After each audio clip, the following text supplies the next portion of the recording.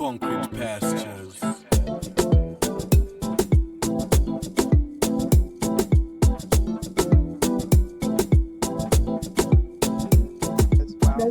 That's right.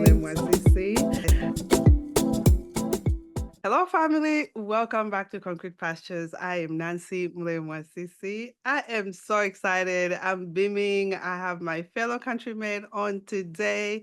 As you know, I'm always excited to learn more of my own country as well. She's a journalist and a lot more.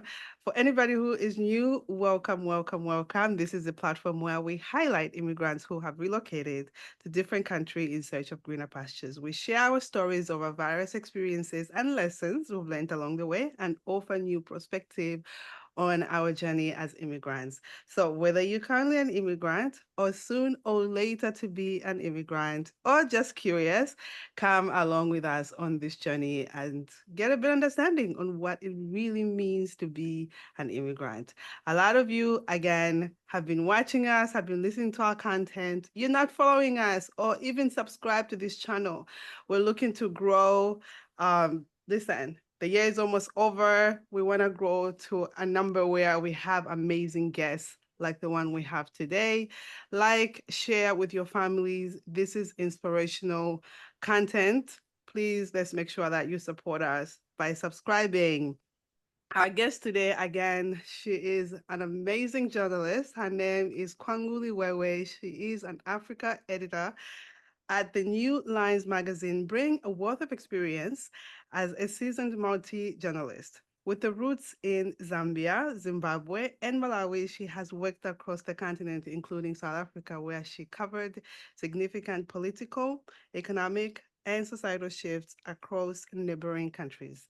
In Nigeria, Kwangu served as the West Africa Bureau Chief of eNews Channel Africa eNCA, one of Africa's leading 24-hour news channels. She established the bureau, assembled a team of reporters, camera crew, and producers, and reported on high-profile stories including elections, coups, and terrorism.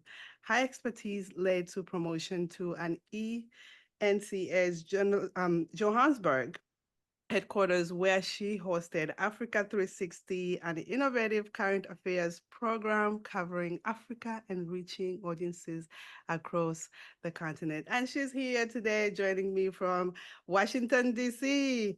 Welcome, sis. How are you? I'm well, thank you, Nancy. How are you? I am wonderful. Thank you for making time. I know today is the day before Thanksgiving. It's a crazy day. I know. Can you imagine? Yeah. I'm cooking too Well, you are for the fantastic. first time. I'm invited, so I'm just gonna stuff myself. For the first time, I'm cooking. I'm Myself. usually invited. I'm hosting an amazing gentleman from upstairs. He's an old man for us, Oh, and it's just like, no, lovely. yeah, he lives in our building. I'm so excited. Good, good, good. Yeah. So welcome again. I'm always happy to have my fellow countrymates. I get to learn more about Zambia because we Mhm. all come from different parts of Zambia. So how was it growing up in Zambia, and what part? Okay, so I was born in Kitwe, which is on the copper belt of Zambia. That is our copper-rich province. I lived there till I was about 3 years old, and then moved to the capital city, Lusaka. Come from a family, I have three other siblings, so that's four children. And my two lovely parents. My father passed on 10 years ago. My mother's still alive. I'm But so growing sorry. up was interesting. I am the last born. Actually, my name Kwangu means last born. So I'm the spoiled brat. So I Wow. used to get away with murder when I was a young kid. Anyway, yeah. So yes, I went to school, primary school in Lusaka, as well as part of my high school in Osaka before I moved to Zimbabwe, where I completed my O levels in Zimbabwe. Moved back to Zambia, had a stint at the University of Zambia. That's a very interesting story there. So when I finished my O levels, I'd done pretty well. And then in Zimbabwe, you could go and do A levels, which is what I wanted to do. Yeah. But then my dad was so excited with my grades. I think he didn't expect me to get those good grades. So UNZA had accepted me. So I ended up going to UNZA, but I didn't want to be in humanities. I wanted to be a journalist, and I didn't make it into mass comm. So fast forward, I left UNZA and ended up Evelyn Home College, where I did my journalism. Oh, wow. Yes, in a nutshell. Huh.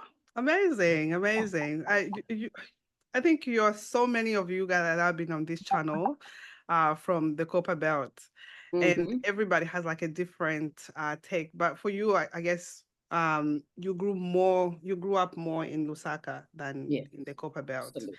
Yes. So journalism, Mm. why journalism?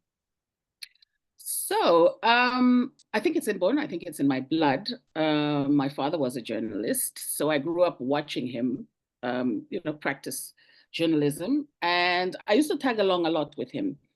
He had a show on Zambia National Broadcasting Services. So I'd tag along, go with him to the studios, and I'd watch these people, and I'd be in awe. Even there was a program called Good Morning Zambia, and then he would have the sports segment, or maybe they would even be interviewing him. I would tag along. I was in total awe of the presenters and the reporters at that stage. But I remember when I was about 8 or 9 years old, because he was a BBC correspondent, sports correspondent for Zambia, anytime someone from the BBC London, Africa would come, he would host them, he would show them around. He would be like their fixer and everything else. So I remember a Ghanaian lady coming home and she was having lunch with us. And that was a time during Kaunda. Kaunda was still president during the Kaunda era. And she was set to interview him the next day. And she was telling my dad how she was going to ask him when he was going to step down. Now, if you remember the one party state, you would never ask Yeah. any president when he's going to. So my dad was like, no, they'll say you're coming from Dennis Lewis' house. And she was like, no, I have to ask him. And I was just in awe. And that's the day I decided I want to be a journalist. Oh, wow. Mm. Wow.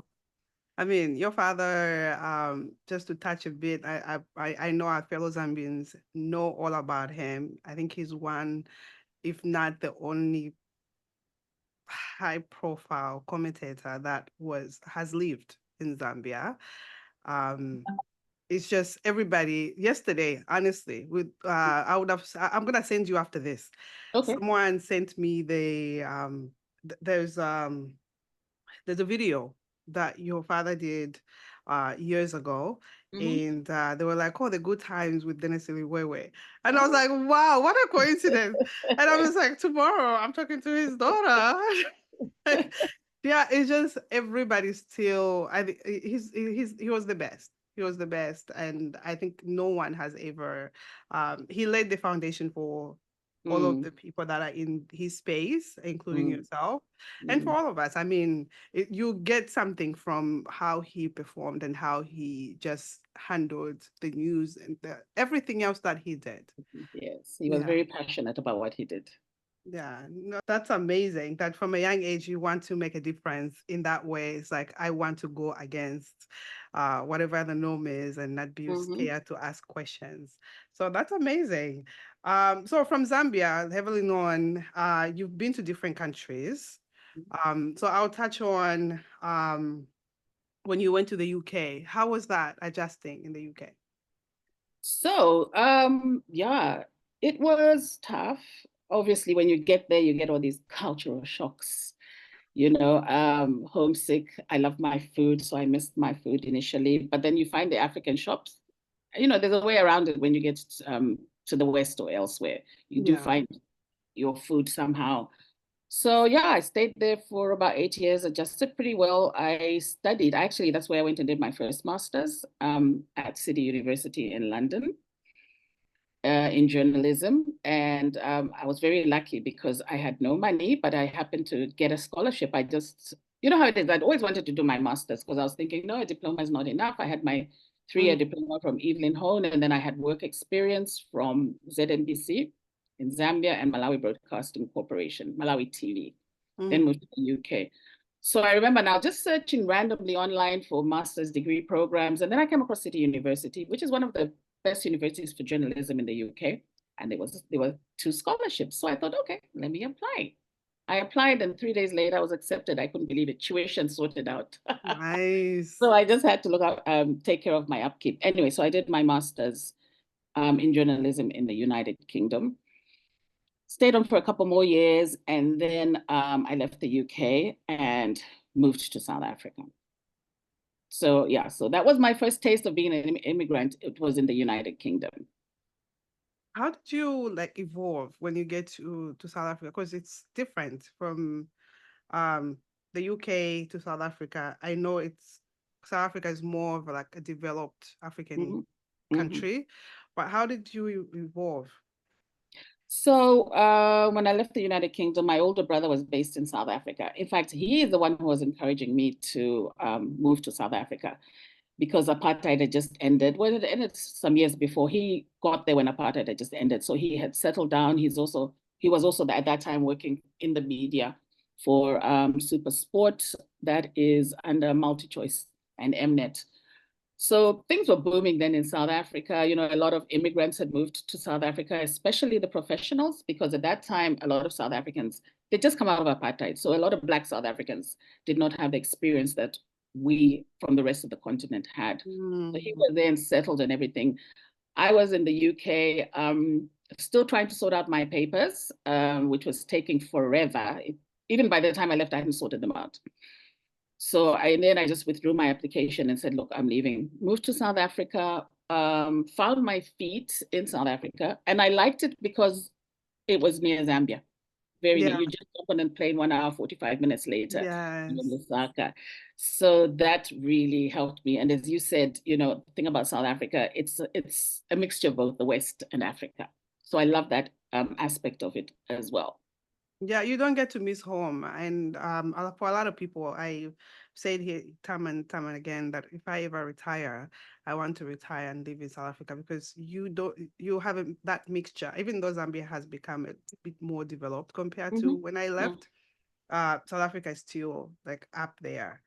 Mm-hmm. Um, so cultural adoption, what are the differences like in terms of compared to Zambia and South Africa in terms of news? Like when you worked for an organization in South Africa, what was the differences like in between reporting in ZNBC compared Mm-hmm. to South Africa?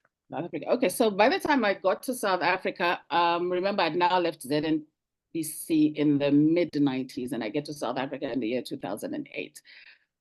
So very difficult to compare because I didn't know what ZNBC was like in 2008, except Yeah. from what you see on TV, you know. So, but in South Africa, really, really advanced. I was working for a 24-hour news channel, you know, as compared to ZNBC, who have their main news bulletin at 7 p.m. I don't know if they still do.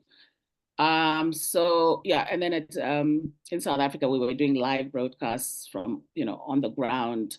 We were doing more analysis in the news. You know, after you do a story, you'd sit down, they'll either get a specialist to come into studio or the journalist who did the story would come into studio during the bulletin and discuss with the anchor about the story and do some analysis with it. So it was stuff like that. Also about specializing. At eNCA, we had reporters who were specialized. They had different beats. Like, for instance, you'd have a court reporter who, you know, was well versed in the law and everything else. You'd have the business reporter well versed as well. I know now at ZNBC as well, they've gone into specialization as well with their reporting. They've really, really improved in terms of equipment as well. Mm. South Africa was way ahead of Zambia, but I was in Zambia a couple of years ago and I've been to ZNBC. I've seen their equipment as well. They have good quality equipment. They've redone their studios as well. So I've seen a lot of improvement at ZNBC. So yeah, in terms of the stories, the kind of stories we were doing, remember ZNBC, and I smile when I say this, it's the party or the power. Whoever's in charge of the country at that time is running ZNBC. So yeah, so the kind of stories that NBC used to do, I don't know about now, I haven't been watching them now that I'm in the US. They were all party aligned. At eNCA, eNCA is not government owned. So we had that diversity of stories. You could talk to the opposition, you could talk to the, you know, balance up all your stories and everything else. That's what I loved as well at eNCA. How did you end up in Nigeria? So at eNCA, actually, when I joined eNCA, the first year I was covering local news, South African news. And I didn't exactly like it because, you know, when it's a foreigner covering news in another country on the ground and in Africa, it's a bit challenging. So the minute they set up the Africa desk at eNCA, I jumped onto it. I was like, yes, now I can cover the rest of the continent. Yeah. And so I got involved there as a senior reporter. So I began to cover elections in Zimbabwe. I've been in Mozambique, traveling all over the continent. Lovely. But I really, really, really wanted, I was so in awe with Nigeria. I really wanted to go to Nigeria. The two places actually I wanted to go to, and I went to Nigeria and Rwanda. Rwanda, because of the genocide, it was past the genocide, but I was just so fixated with the Rwandan story. So I'd gone to Nigeria a couple of times, and then eNCA decided to expand and open two bureaus, one in Nairobi and one in Lagos. So I got appointed to the Lagos office. So I was still working for eNCA, but based in Lagos. Oh, wow. No, when I saw that, I was like, wow. The rest of us, I mean. And that's where I fell in love with African fabric, as you can see. Oh, I mean, they make their own, so it's amazing. It's amazing what they can do. I mean, at the end of the day, you've been in this immigrant space for a minute, and being a journalism for a long time. As a journalist, what unique perspective do you think immigrants can bring to media? And can you share some examples? Okay, so like here, I'm working for a magazine here as the Africa editor, right? So what we're trying to do is tell African stories, and we want Africans to tell them themselves. We want more African voices. We want more African perspectives. And who best to tell those? It's the Africans. So even the immigrant population here in the US or wherever, whether you're in Johannesburg, whether you're in London, whether you're in Brussels, everything else, I mean, we have our stories. We have a rich culture. We have a rich history. And now that we're living in these societies, we need to share these stories with our neighbors and everybody else. Let them understand where we're coming from. It's all about it's also part of the integration. I know when immigrants come to a country, we're told, integrate, but we also have our stories to tell. We also have positive things to contribute to the societies where we're joining. We live here now, it's our home. So let's also, have that voice and express ourselves. Let them also understand where we're coming from. I know there's a lot of anti-immigrant sentiment in some countries in the West. How do we counter that as immigrants living in these countries? One way is through the media, by telling our stories, sharing our experiences. Knowledge is power. So I think that's something that immigrants worldwide should delve into, that, not just African immigrants, all immigrants. I agree. Our stories are powerful, and if we tell them ourselves and let others tell them, it's more impactful when we are telling our own stories. I love that. So there's a lot of people that might be somewhat in your shoes. They have done journalism, and they're now, let's say, maybe in the West. What was your approach when you first started where you work now, the new lines? How was your approach on storytelling differently compared to the previous roles that you've had in Africa? Okay, so let me tell you how I came to the US, first of all, and then I'll tell you how that has informed even my reporting and what I do at New Lines magazine. So basically, I'd been to the US before, just on a visitor's visa, liked the place. I just moved back to Zambia, and the powers that be didn't really like me very much. So, I mean, They didn't like you? No, I'm surprised. I had a show that I was producing in South Africa, but it was about Zambia. But my production team was all based in South Africa. So the first season had done extremely well, where we had featured the 5 top presidential candidates for that election. I think it was 2016. But we were not talking politics. We were talking about them outside politics. So it was like personal questions. It was more like an Oprah style, but talking to 5 candidates. That did extremely well. Season 2, we said, okay, let's change the focus of the show. And we started doing different topics. We talked about religion in Zambia. We talked about child marriages, different things. But there was one political show that we had done a promo. Just the promo had played, and the powers be saw the promo, hated it, and withdrew my show. And I was like, and I'll just get messages, hey, you talk too much, da, da, da, da. Anyway, fast forward, I then came to the US on holiday. I kind of liked it here, went back, and I thought, I looked at my age and I thought, how can I get back to the US at this age? And what can I do? And I thought, okay, listen, you always wanted to go back to school, but you've already got a master's. What next? Do you want to do a PhD? And I'm like, no, I'm not that. I don't want to go into academia. So I thought, okay, let me do a second master's, but in something I have no idea about related to journalism, documentary making. So I was like, okay, I've never done that. That's long form. I have no idea about this. I'm used to telling my stories in 1 minute, 2 minutes. That's it. So anyway, fast forward, I looked at universities and then came across Columbia University. And I'd known a few journalists in South Africa who had gone there, and I know its reputation. Fast forward, made an application, got accepted, very excited till I saw the fees. And I'm like, oh my God, those fees, I still can't get over them. Applied for a few scholarships, only got a little bit of money, but faith brought me to the US. I said, I am going. I am not leaving this. There's no way I get into Columbia University. I'm not going there. I am going. So ended up coming here, did my 10 months master's degree, graduated. And then I remembered our careers fair. They'd lined me up to talk to different companies, I think Fox News as well, and other things. But I ended up not doing documentary, by the way. I ended up concentrating on print because I'd never done any print media. And I thought, okay, I've done so much about radio and television. Let me gain a new skill. And the whole idea of me coming to do a master's 20 years on was to gain a new skill because trends have changed. I told myself trends have changed. And if you want to remain relevant, do something about it. So anyway, so fast forward, I remember I was lined up with 4 companies, and the last company was New Lines magazine. And I remember reading their profile and seeing that they were a Middle East magazine. And I'm like, why have they lined me up with a Middle East magazine? What do I know about the Middle East? And I almost didn't go for that chat.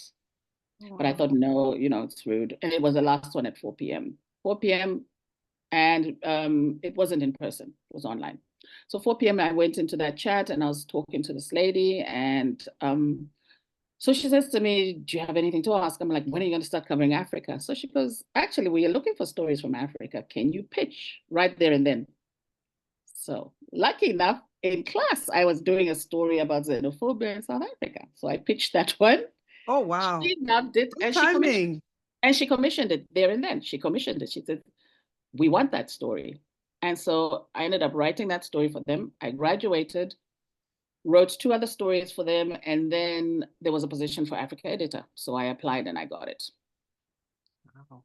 Now to answer your question, sorry, you had asked me about just your refresh. take. Yes. Your take so on yeah. Storytelling. Yeah. Yes. So now I'm editing, but I still write as well for the magazine, but now it's a long format. Something I'd never done before. And then I commission writers from the continent. So even their stories are in depth, which is just very, very interesting for me because I'm not just telling stuff on the surface. We're going deep down. It's a deep dive into an issue, into a story. It always has a historical aspect to it. And then you always have different voices, different rich African authentic voices in the pieces. I always make sure that we have a diverse number of voices in the pieces. When I write a story, for instance, and I want maybe an academic to comment on it, I'm not going to get somebody from the University of Maryland to comment on it. When in Lusaka, at the University of Lusaka, we've got experts. At the University of Witwatersrand in Johannesburg, we've got African experts in that field.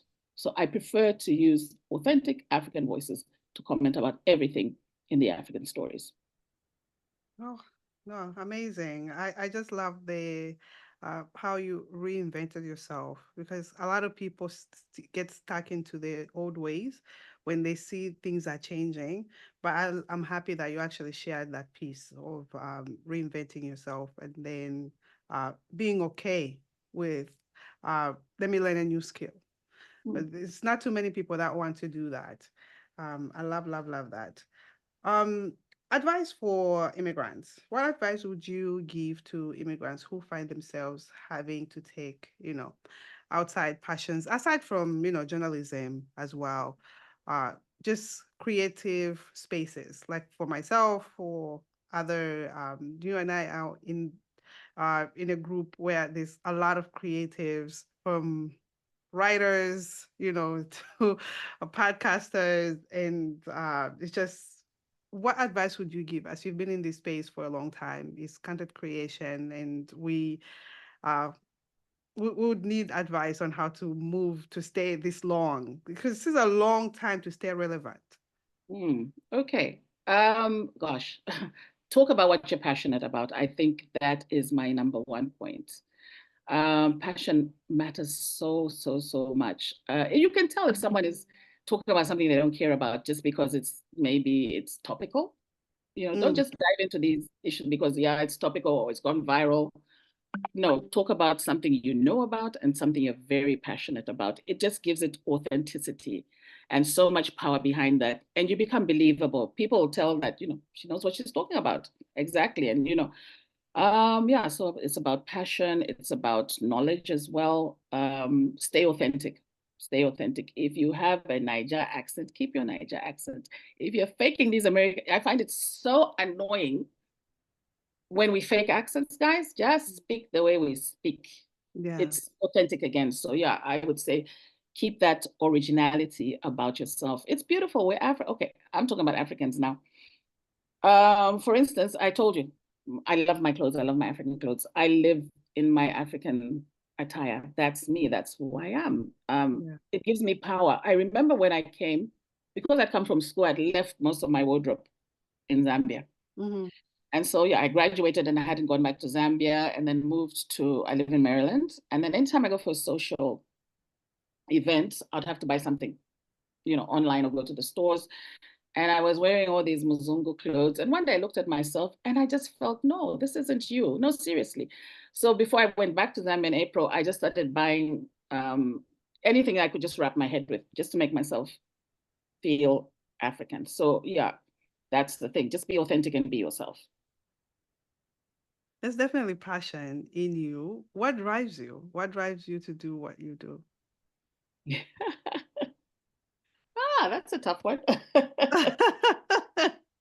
What drives me? I'll say it's my passion. Yeah, I'm addicted to what I do. I'm in love with what I do, especially my profession.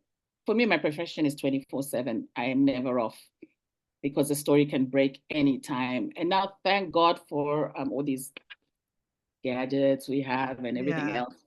All the social media platforms we're on, things are happening in real time, and I'm seeing it. Yeah, when I wake up in the morning, what's the first thing I do? Sometimes, and I'll be very honest with you, I have been struggling with my prayer life. I know I'm supposed to wake up and pray first. First thing I do is then I'm like, uh-oh, get down on your knees and pray. And, God has that special place in my life. He's yeah, been there for me. I wouldn't be where I am today without God. yeah. Yeah, so yeah, I hope that answers your question. I know. I mean, it shows when someone is passionate about what they do. It's they live and breathe it. Mm, So I can see it in you. You don't stay for 20 plus years into something when you don't mm, like it. Because some people, yes, it's a job, but for some mhm, people, it's something that it's a calling. mhm. Anyway, and the calling calls you, whether you like it or not. It just calls you. So Yeah. I know all about it. It's just like Mhm, whether you want to do it or not. There's sometimes um there's a lot of people in the content making space.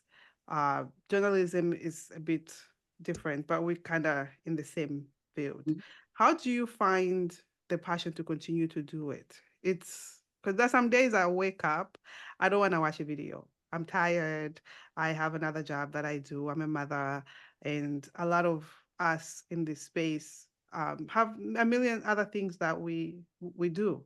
How do you find the passion to like, let me keep going? Um, so in terms of my profession, Yeah, and okay, the yes, content and creating space before and you all start thinking that I don't have any life outside journalism, I do have a life outside journalism as well. So, what keeps me going in my profession? As I said, it's stuff I'm interested in, the news I'm interested in. Like I'm Africa editor. Sometimes it's sometimes it's a bit too much. Africa's got what, 54 nations? I'm watching Yeah. 54 nations and I have to decide what's going to go in the magazine and what's not going to go in the magazine. I mean, I have other editors who are just covering probably 3 countries and I have to look at 54. Oh, wow.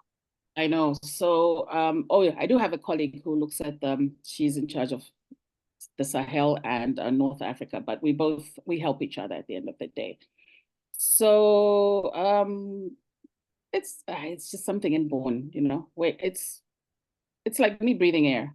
I just wake up in the morning and the first thing I want to know is what's happening in Africa, what's happening on the continent, what's the follow-up Mozambique, the protests in Mozambique, what's happening there.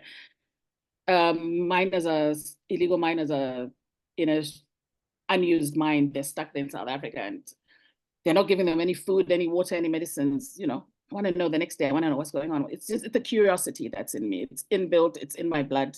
I'm a very curious person. Lovely. No, I love it. I love it. So, for future aspirations, looking ahead, what are your goals as a journalist and as an immigrant? Do you plan to leave the US maybe, or maybe change your narratives around immigration? Okay, I am in my mid-50s. Would you believe I came to US when I was 51 years Amazing. old? I was Doesn't 51 never years look old and like this, everyone eh? thought, what are you doing at 51? I'm like, no, it was again reinventing myself. So for me, age is nothing but a number. It is. You look amazing. Yes. Oh, thank you so much. Yeah. So future plans, I will stay here for a couple more years. There's so much I have learned in my 50s. So yeah, but I want to do half and half with Zambia as well. There's a lot I want to do back home. So yeah, those are my plans. In Zambia, in terms of the media, I would actually like to start lecturing in Zambia, like start teaching. Oh, I was I about think to ask you that. Would you teach? I would definitely teach because it's great when your lecturer has practical examples, which is what I saw with my lecturers at Columbia University. Hmm.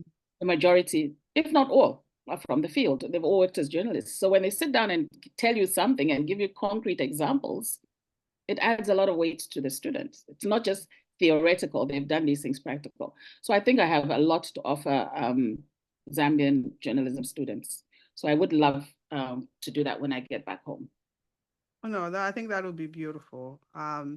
Definitely, your experience speaks for itself. For anybody who is watching us, you can go on YouTube. She's everywhere with her reporting and check out the magazine. Check out the magazine. It's amazing. It's amazing stories from Africa. Let's support community and support. How important is community support for you? Very important. I have lived in the diaspora in London, in Johannesburg, what I call Lagos. Yes, I guess Lagos. And now I'm here in the US. I've always stayed connected to my Zambian people because it just, you know, there's always this myth about, oh, don't mix with Zambians. I find that nonsense because in every community, they're good and bad people. Why did they say, don't say to me, don't mix with the people from Sierra Leone? You know what I mean? So yeah, I've got like for here, I've got a great support system with the Zambians. Same thing in the UK. I find and in Johannesburg as well.